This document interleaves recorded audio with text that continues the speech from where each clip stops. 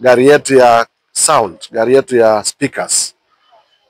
Kama tunaendelea na campaign, tunaenda kwa mkutano wetu, imepigwa mawe na our public address system ikakuwa vandalized na watu ambao wanajulikana kutoka kwa chama cha Wiper na ambao wanamuunga mkono ule mgombea kiti wa MCA hapa Mumbuni North wa Wiper. Gari imepigwa vioo, wamechukua public address systems, wamechukua cables, wamechukua zile mixers na other equipment, wakaiba. Na tunataka kulaani kitendo cha kutumia vita, kutumia violence, kwa sababu it is an election offense to use violence in an electoral process. It is an election offense to intimidate voters.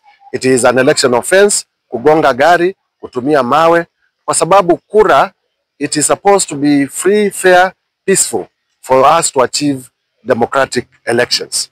Na tunataka, tumeripoti hapa kwa polisi, Machakos Police Station.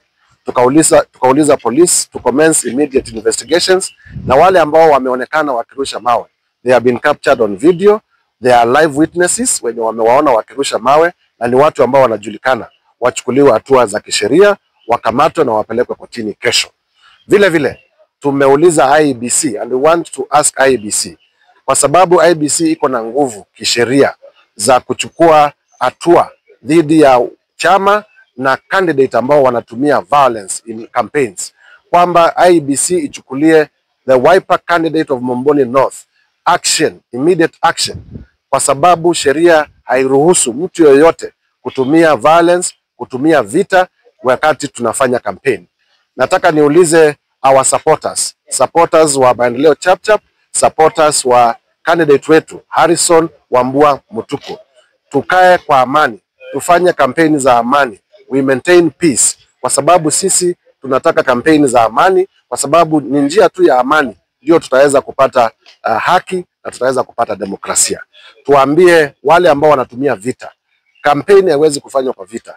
Kampeni ni persuasion, kampeni ni kuongelesha wananchi. Wananchi wakupe kura ama wakunyime. Haiwezekani kulazimisha watu, haiwezekani kuharibu mali ya wengine ndio upate kura. Kwa hivyo hiyo ni njia ya kuonyesha kwamba they are already panicking. They already know that they are losing this election. That's why they have resorted to violence, they have resorted to destruction of property, and we condemn it in the strongest terms possible.